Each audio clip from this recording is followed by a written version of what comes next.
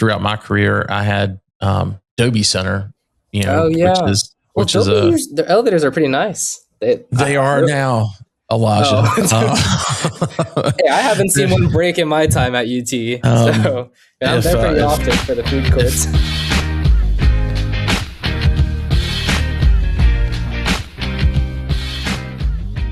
Every search is becoming a conversation. More renters are asking AI where they should live. If your communities aren't being recommended, you're already losing visibility.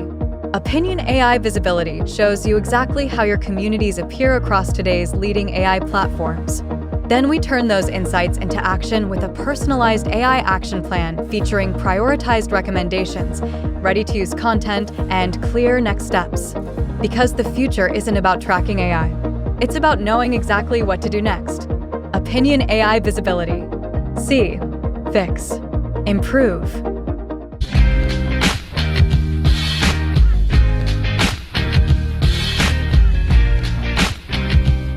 What's up, everyone, and welcome to the Student Housing Insight Podcast. I'm your host, Wesley Deese. I'm also the CEO of Student Housing Insight. If this is your first time tuning in to one of our podcast episodes, we're not just a podcast. We are a platform for off-campus student housing professionals to network and share ideas as well as data. And you can find out more about our platform at studenthousinginsight.com. Again, that's studenthousinginsight.com.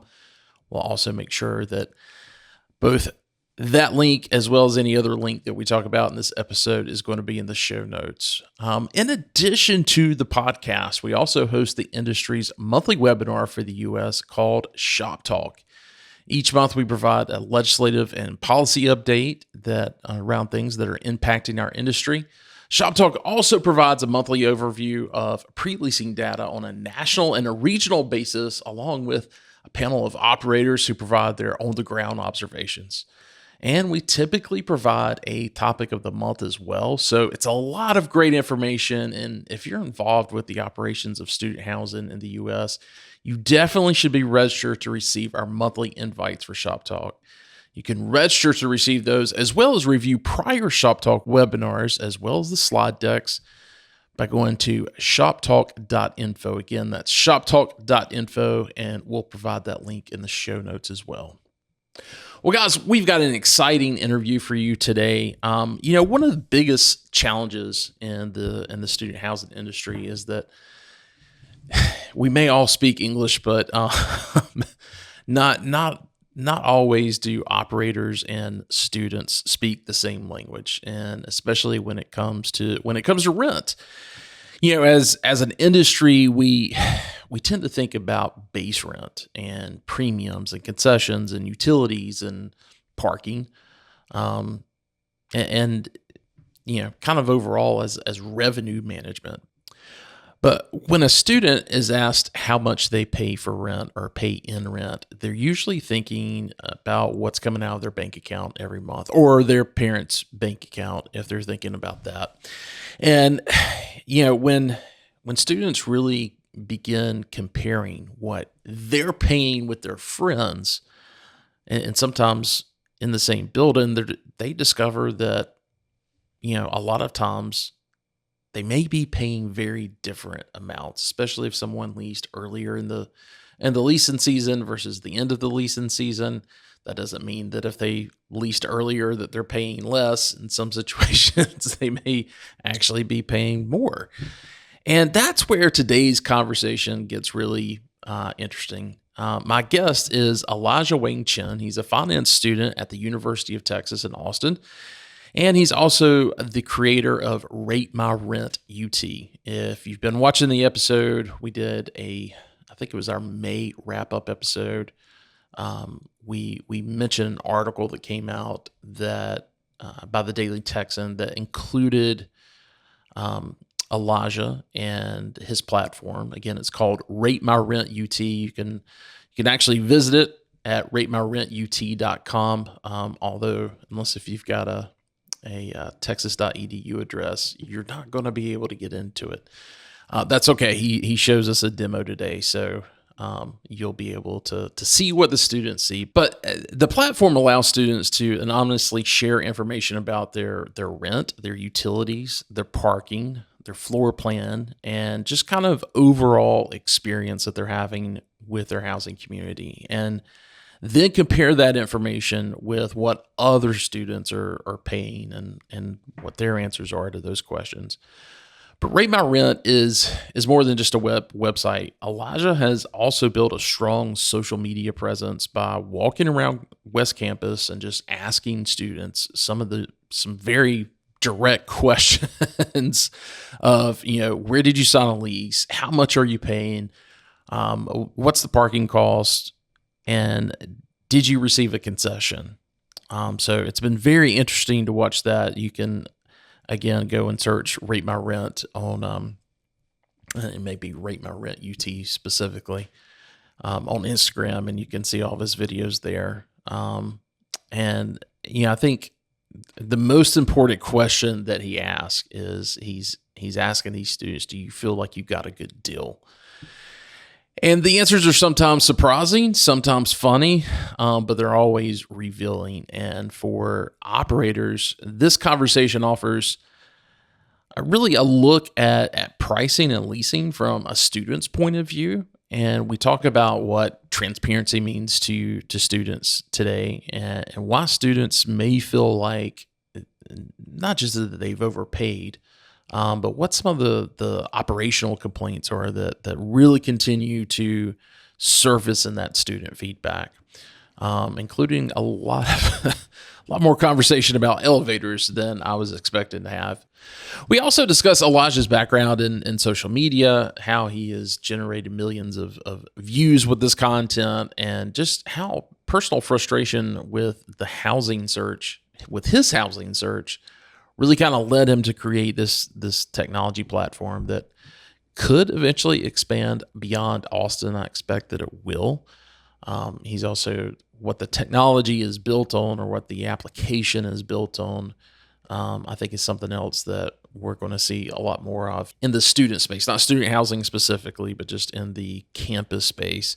We'll get into this conversation, and you'll understand what I mean by that a little bit better. But whether you agree with every conclusion that students draw from data or not, platforms like Rate My Rent really give us an opportunity to listen to the conversations from students that they're already having with one another, be it on campus or online with each other.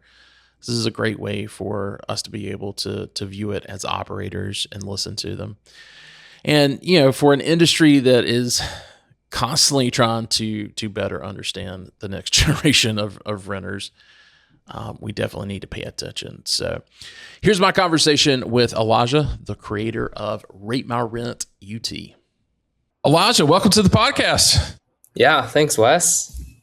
So I've got to tell you, it was last month. We were doing our wrap up episode of May, and we send the AI bots out to scour all the news stories and everything to find out what's happening in student housing. Because even though I get a lot of news into my inbox, there's a lot of stuff that I end up missing. And so the Daily Texan in Austin, Texas, had this article that was just really kind of about, hey, there's some pushback coming from students that are, wanting to, get a little bit more transparency into rent, what they're paying in rent, what the rent's actually going for. And then, there's also a lot of this pressure that's building, from a lot of the operators who are pushing folks to renew their lease early. We've been seeing nationwide, a lot of reports of local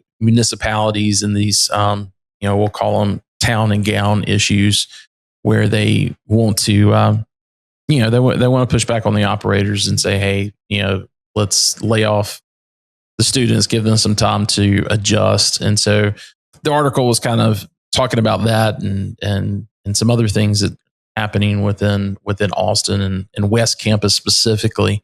Then I saw your name in it and this website called RateMyRentUT.com, and I was blown away. Really quick, I just want to bring up one of the videos. So it's it's both a website and an app, but you've also got this social media, element to it where you are on Instagram, you're going around and talking to people about, what are they paying in rent, utilities, and parking, and what are some of the other issues that maybe they're having at their location. So I want to play one really quick, and then we'll get into the interview. Hold on just a second. Did you sign somewhere next year? Yeah. Oh, where did you sign? This is standard. Standard? Yeah. Oh, what price are you paying? It's like 1,300. What's the layout of the room? It's 5x5. Do you know how much parking is? 50? 50? Yeah, 50. That seems extremely cheap. I have no idea. You have no idea? Okay, that's fine. We got a deal on it. Oh, wait, what was the deal? It was like 175 off per month, I think. Did that deal really entice you to? Yeah. 175 off is crazy though. It is. Okay. I thought it was crazy too. I don't know. I don't know how we found it. All right, well, thank you so much. All right, thank you. So obviously a lot of background noise on that one, but for those that are listening to it on the podcast and not seeing this on YouTube, number one, you need to go out and subscribe to our YouTube channel so that you can see these things, and also look up RateMyRentUT on Instagram, and I think the handle is RateMy.rent. Yeah, just RateMy.rent. Because these conversations are so telling that you're having, because there's another one that maybe we'll play a little bit later, but you ask him about how much he's paying in rent, and he includes a number, and then into the discussion you find out, well, that's also including utilities. And so it's just very telling that the perspective from the student is very much, when someone asks them about their rent, it's what's coming out of their pocket each month, versus other ways that I think students have looked at it over this evolution of student housing that's been happening. But I wanted to, before we get too far into it, you are a student at UT Austin, finance major, is that correct? Yeah, I'm a finance junior major at McCombs. So what led to, before we even get into what Rate My Rent is, what really led to this? I mean, I know there were some frustrations you had, but give us that origin story. It started, there's a housing problem at UT and in the greater Austin area. That's, in more recent years, you've seen a lot of the building in Austin actually bringing the rent to be pretty stabilized. But coming in, as a freshman, 2023, there actually wasn't enough housing for me at the dorms at UT Austin. So I had to look for off-campus housing. And the only place that I saw that was available and was willing was the Castilian. It's an ACC property at $1,500 a month for a double occupancy with a meal plan. And wow, that was fine, right? Like you compare that to the UT Austin campus, they're probably paying around $1,400, maybe $1,450 total payment. So it's not too much worse for a, what I would consider more premium property that ACC offers. And we thought, okay, that's a fair deal. I had accepted my offer to UT late. It's fine. Love the property, but I met a couple of friends there. One of them actually ended up, because they were out of state, they were looking for in-state tuition, decided to buy a condominium, a small complex out on West Campus and lease it to us. Now, in terms of how much he should pay, we didn't know. There was no place to really look at. You could look at apartments.com, but that didn't really give a good picture for what a condominium should cost. Nonetheless, like what a condominium should cost if it's double occupancy. So he, took the average of all of the apartments with all their amenities and got to a figure of $750 double occupancy on West Campus. And we were like, okay, we trust you because this is just the average of all the prices we see right now. Year down the line, we find out, man, $750, that's a lot. Like there's places on West Campus from these big real estate providers that are charging less than that for a double occupancy room without any amenities. And that's kind of where the idea started in my head of like, okay, why hasn't there been this sort of really large Google sheet that could also combine into a website to effectively share how much you really should be paying for wherever you're going or wherever you're living? That's kind of where this idea was birthed. And junior year, got free time, decided, hey, let's build it now. And because I had a background in social media, I was like, okay, we're going to use social media as the leverage to drive these signups, drive these information, and drive the data from the videos. And the video that we just showed actually ended up getting to around 120,000 views, and it drove a lot of traffic to the site. Wow. So let's talk about social media for a second, because it's not every day that I meet a finance major that is, as versed in social media as you are. You've obviously got great camera presence and can, talk very well to others. I think this, it fits you really, really well. But you give the audience a little bit of background, with your social media stuff. The crazy thing, and more, professional companies are realizing this now, but we're in an attention economy where everyone lives on, not Facebook anymore, but Instagram and TikTok. And that is literally the place to go to if you are looking to change the brand perception of the general public. Maybe it's not a good place to market your product or give out like the perfect information. I think in-person events are definitely better for that. But in terms of, how people view you as a company or even as a person, that's like almost entirely moved on to how you're perceived on Instagram or TikTok or Reddit or X, So for me, coming into 2023, I didn't know what I wanted to do. And I kind of picked up social media as like hey, let's just post a video, see what happens. The second video I posted ended up reaching 1 million views. And I kind of really realized that, hey, like this is something that I can take and kind of push and get better at until, I can consistently get above 1 million views no matter what video I post. And from that, I'm actually seeing like people come up to me saying like, hey, the first few videos I did were actually making mocktails in the dining hall. And so people would come up to me and be like, hey, like I saw your video. I actually made the mocktail in the dining hall and drank it. And it was great. So just seeing the power of, being able to produce something for basically free and post it for millions of people to see just inspired me so much to continue working in this field. So, let's get to the part where you kind of show the audience here, what it is that a UT student, is going to see when they go to RateMyRentUT.com. Because I went, after reading that article in the Daily Texan, and could see what it was about.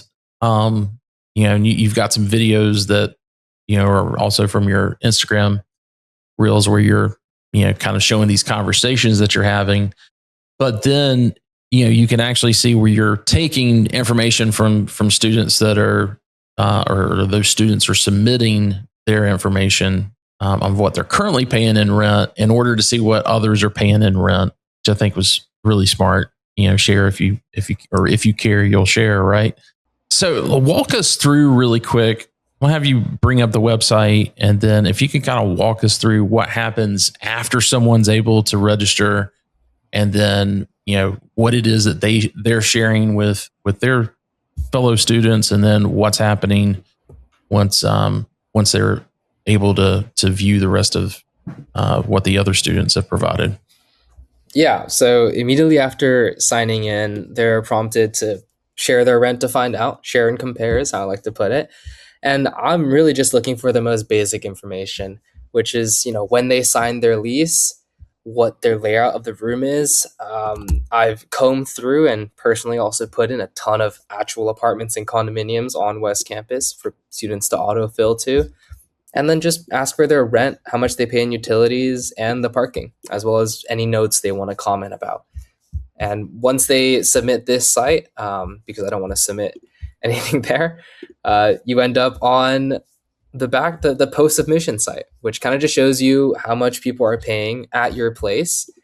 You can filter for whatever layout is there, and also just look at the top reviews of people from these apartments.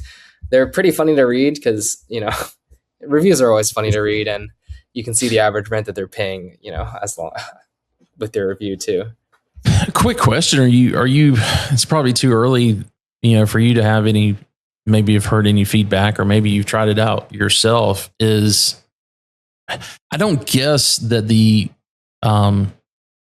obviously Google, the Google spiders, all of that stuff, but also as far as what the LLMs are using, Reddit is obviously one that we see when anybody does any kind of search on their own property.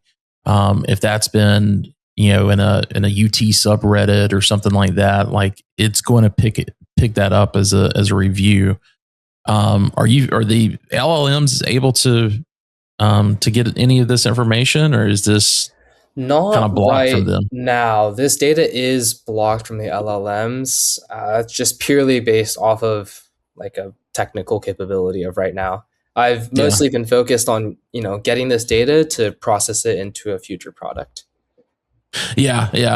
I'm excited to talk more with you about that as well. But before we leave kind of this demo, anything else that you want to kind of hit on that you think operators would want to understand the perspective that the students are I think giving? one main thing, and let me share some graphs, is I mean, obviously there'll always be differentiations in how much someone pays just by nature of, the room size, the amenities that are offered. The problem you see is that when you get to certain apartments, you'll have people paying maybe $200, maybe $150 different than their roommate, simply because one negotiated or one waited an extra day and they had to quickly get them to sign. And that discrepancy is usually what causes people to think they didn't get a good deal.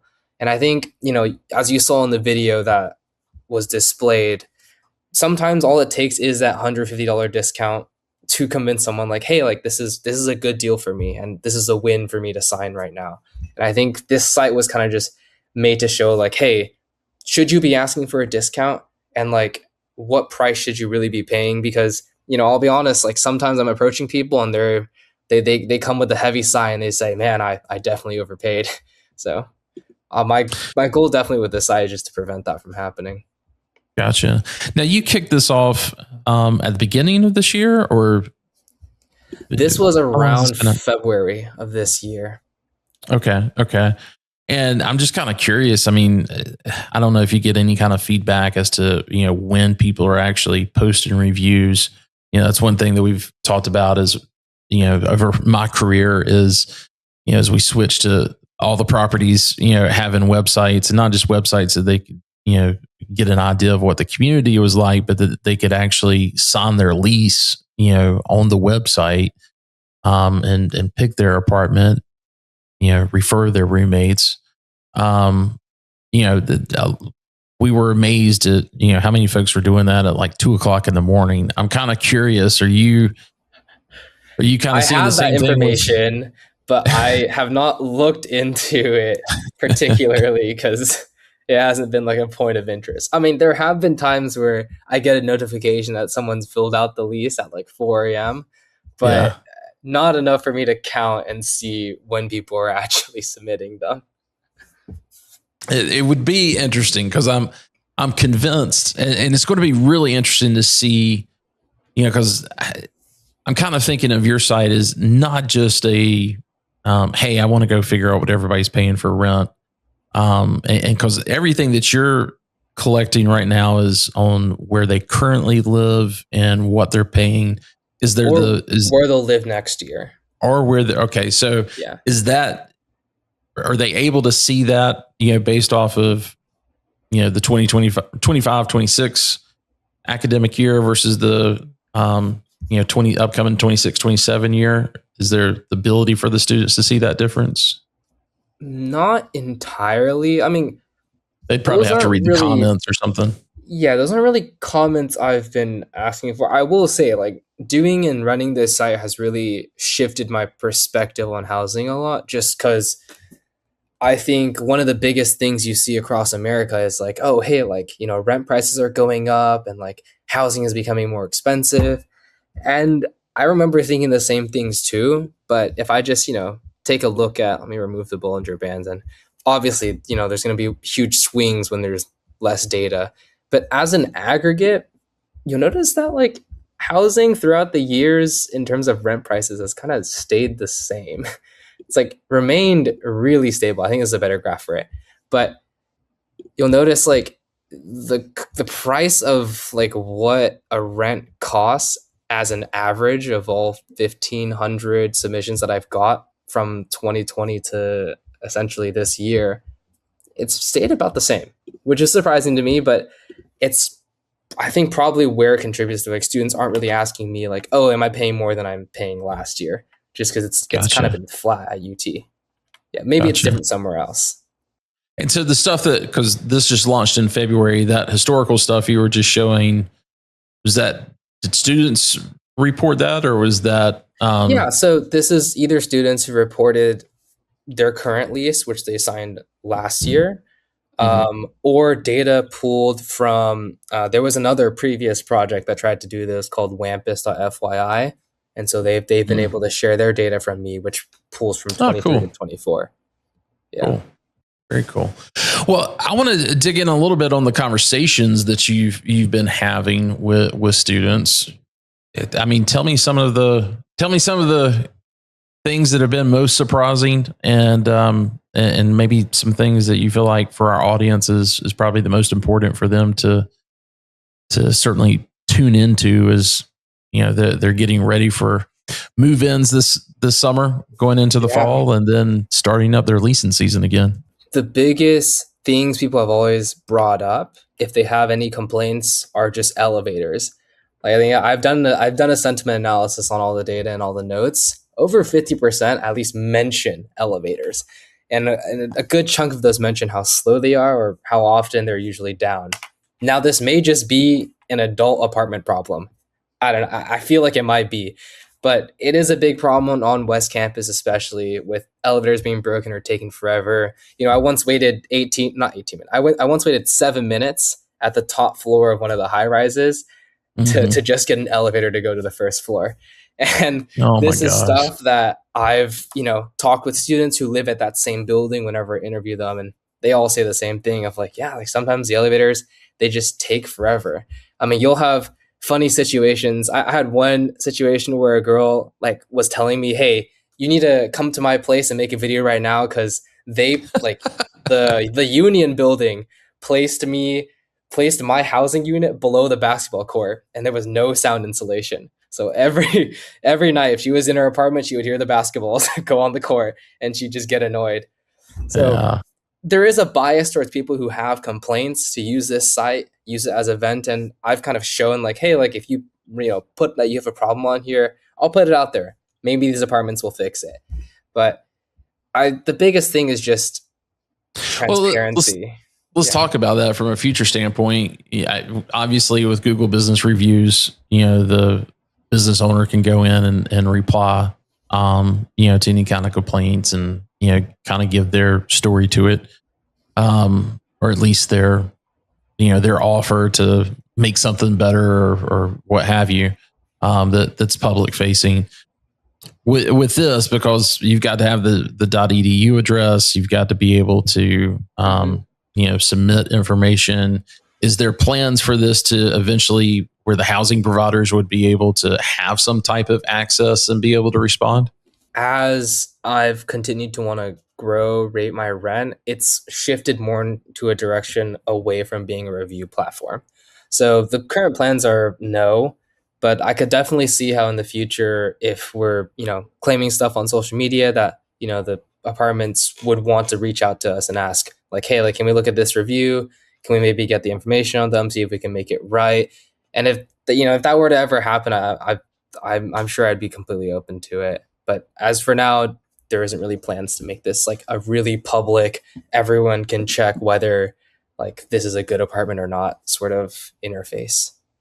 But no, I think what's, again, going back to those conversations, you mentioned the elevators. It just reminded me of a couple things. I used to, in my portfolio, throughout my career, I had Adobe Center, which is their elevators are pretty nice. They are now, Elijah.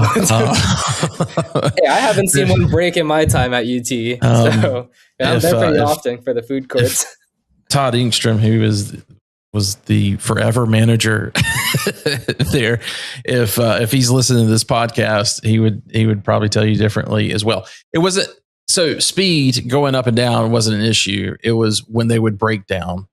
That was, and when I was managing it, it was very far along. But the other thing about that just what you're doing is so cool, and there's obviously some kind of path forward here for this to turn into some type of business. And it's amazing to me how the things that students are frustrated by end up turning into solutions that are shaping certainly the technology, but just shaping things moving forward. Dropbox came out of a classroom, right? And so did obviously everybody knows about Facebook, but even going back to Adobe Center, I mean, that's where Michael Dell started Dell Computers at. And that's it's just really cool to kind of see this. I mean, I could tell story after story of folks that are even in our industry. I mean, the largest remake matching platform that off-campus operators use today is called RoomSync, and it was started by Robert Castellucci, when he was at University of Florida, and it was a Facebook app. This was back when Facebook had apps that you could build inside of it. It was called Roombug, which is a horrible name for a roommate matching application. Yeah. But hence the reason it went to RoomSync. But it's amazing to see the solutions that students are creating, and that's when to kind of talk a little bit about kind of the back end of who's handling it. A1Zap is doing, and this is something our audience needs to pay attention to. But it's a Y Combinator company that is basically putting this tool in front of. When I say this tool, it's a kind of a software creation or app creation tool. So that students can kind of build whatever kind of app they need to fill a gap in any kind of, I would say it's probably more social. The main target facing is for social facing apps, just because when you look at, companies like Replit or these no code builders like Lovable, they're really good at those single player apps that don't require like login verification or like complex multiplayer databases. And that's kind of what A1Base is A1Zap is trying to attack. Yeah. And I think that's just going to open up a lot of opportunity for students to build things that they haven't built before, and really solve some issues that I think in today's world that the bigger companies just aren't giving students that flexibility to create those things. So anyway, quick plug on A1Zap there. But Elijah, anything else you want to share specifically with our audience? Is RateMyRentUT going to be at other campuses? I'd like to kind of understand that as well. I'm not really sure. My main message to operators is kind of just like be more transparent. That's kind of the arm that I'm trying to bring. But in terms of whether we're expanding to other campuses, we're currently in A&M, at around 200 responses now for an Aggie's rate rent. And we're trying to get it kicked up in Michigan because we have someone there who's interested. In terms of expansion, I think it's always welcome to, get more people on to help us collect more data, because I think, getting a more holistic picture of housing across America would be a pretty good dream. Well, I have no doubt that you're going to be able to replicate this at other campuses. I don't know that you can replicate your interview style and what you're doing from an Instagram standpoint, because you're hilarious with it.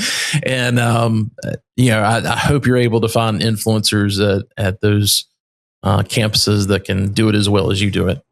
Yeah, thanks. It's pretty easy, but I've taught some good people now, and they've been able to get success with it. So, well, great, Elijah. Thanks so much. This is probably not the last time I'm going to have you on the podcast. I think there's some things I want to talk to you later about a conference coming up later in the year. I think it'd be great to have you there just to talk a little bit about what is, what you've experienced over the past year and what you're hearing from students. At that same conference, the past 2 years, I've done student panel, and where we've brought in folks, students that are typically juniors and seniors, and just kind of walk through, hey, what is it that housing operators can be doing better? So I think it'd be great to certainly add you to that panel for this upcoming year as you're still a student. But I think that could be something that we could work on together as far as providing some great data. So folks, stay tuned for that. Make sure we'll make sure if I'm able to get Elijah to commit to it, we'll make sure that everybody knows about it. So, well, Elijah, thank you so much, and we'll talk to you soon. Yeah, thank you so much, Wes. Well, again, a big thanks to Elijah for taking some time out to speak with me. I'm excited about what he's done, and excited to see that continue to evolve and hopefully spread to some other campuses. I think that would be really, really cool. Well, guys, that does it for this episode. I want to remind everyone about Shop Talk. We've got our final Shop Talk coming up for this leasing season on July 16th. So hopefully you will hear this before then. But again, that's Thursday, July 16th. I've also got a couple of other things that we're going to be doing before the end of the month. But just remember that for August, we don't have Shop Talk. We may put out some content, but it's pretty light because you guys are all busy for turn. So good luck with turn and everything you've got to do to get ready for move-in day. I want to thank our sponsor again, Opinion, for helping us bring Elijah's interview to light. We can't do this without our sponsors. So thank you so much to Opinion for that. If you're looking for a way to better manage not just your reputation, your online reputation, and generate more reviews, but if you're also looking for AI visibility scores and making sure that your prospects are able to find your property through the AI platforms, you definitely want to make sure that you take a look at their AI visibility tool that is a part of their core system. So. And they've also got a great way to manage the portfolio social media channels as well with Social Pro. So a lot of great stuff from Opinion. Make sure you go and check them out. And that's OPINIION.com. We'll put that link in the show notes as well. Guys, thanks so much. We'll see you hopefully on July 16th on the next Shop Talk. If not, we'll see you in September. Take care, guys.